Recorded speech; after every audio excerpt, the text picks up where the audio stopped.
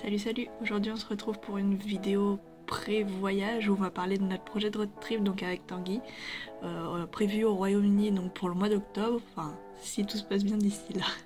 Bien sûr, toujours accompagné de mon copilote. Ça va Mimi? Oui.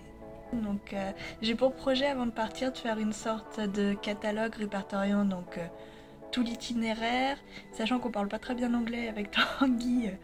Tous les lieux qu'on va visiter, je vais faire une description de quoi il en retourne, l'histoire, tout ça. Donc dans un premier temps, je vais utiliser Google My Maps, je sais pas si vous connaissez, comme ça va me permettre de créer l'itinéraire vraiment jour par jour pour avoir une meilleure organisation, pour que ce soit plus simple d'accès.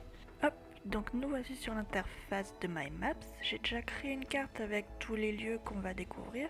Et là, je vais créer une carte afin de créer l'itinéraire. Donc, création de carte. Ensuite, je cherche les lieux et je crée donc tout l'itinéraire. Ce qui est un peu galère, c'est que par carte, il y a un certain nombre de calques autorisés. Donc, je vais devoir diviser ça en 3 cartes. Bon, ça va me prendre du temps, donc je récupère une fois que c'est fait. A tout de suite.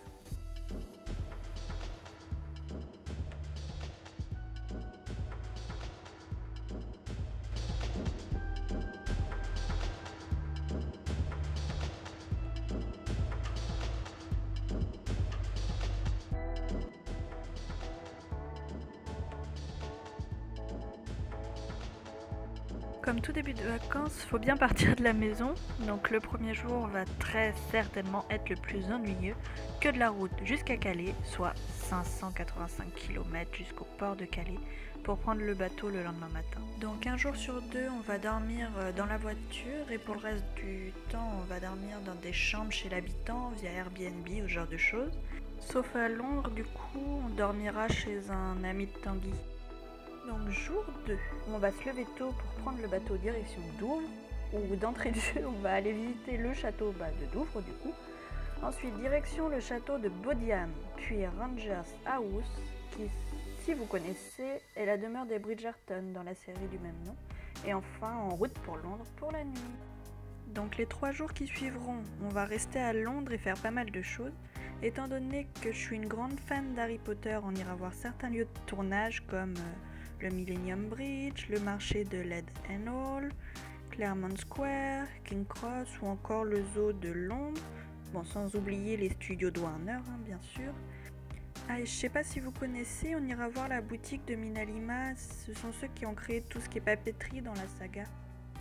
Ah, et bien sûr, à bon entendeur. Après, on fera des choses plus classiques comme de bons gros touristes, comme il se doit, comme Buckingham Palace, Big Ben, London Eye ou encore Tower Bridge. Jour 6, ça y est, on partira de Londres. On ira faire Oxford, Stonehenge et Wilton House pour se rapprocher de Wells.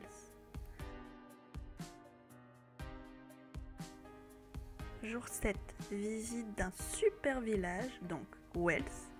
Ensuite, aux alentours de Bristol, on ira voir Tintansfield et Castlecombe. Bon, faut pas m'en vouloir pour la prononciation, hein.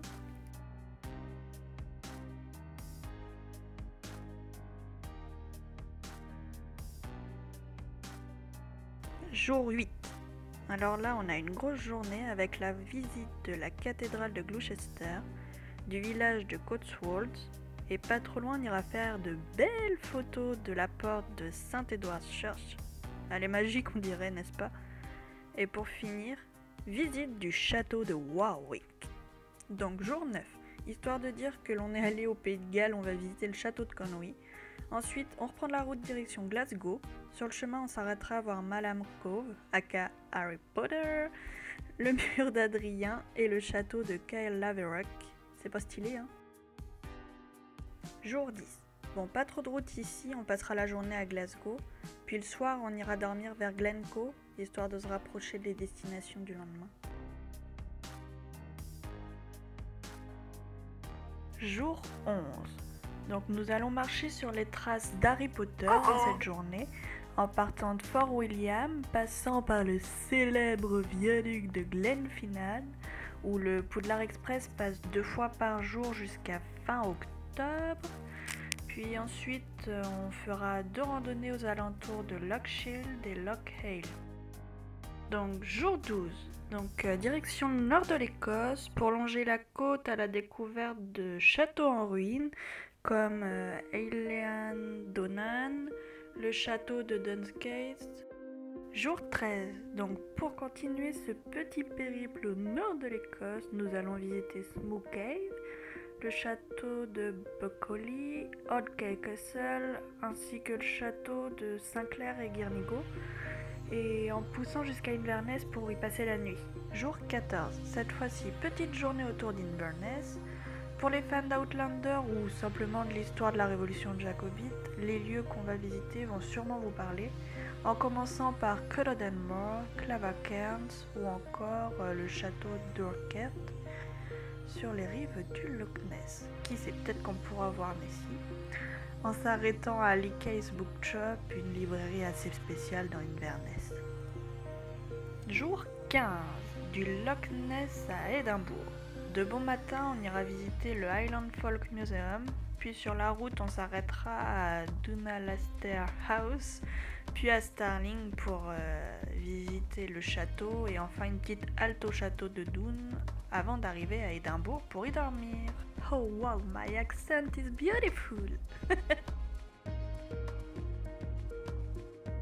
Jour 16, pas de route pour cette journée, on en profitera pour se reposer et visiter Édimbourg.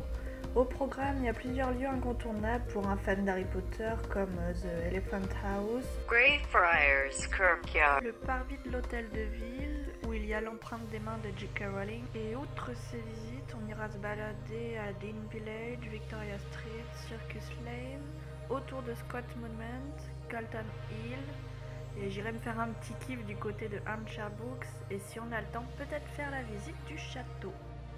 Donc jour 17, de retour sur la route direction le château d'Olnwick. Donc c'est le château emblématique d'Harry Potter où a notamment été tournée la scène du cours de vol de balai dans le premier volume. Et sur la route, nous nous arrêterons voir 3 vieilles abbayes en ruine.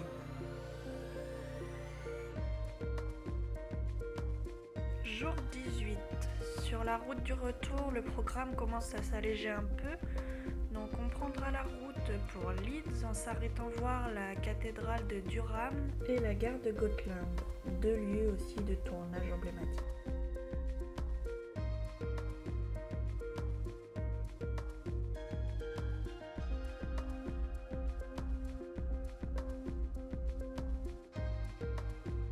Jour 19. Simple et efficace, on visitera uniquement Leeds.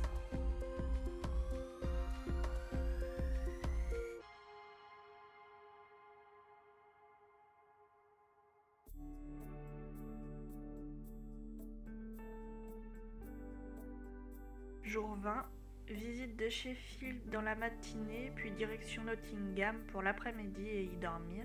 Faudra se tenir à carreau pour pas se faire attraper par le shérif. RIP Alan Rickman.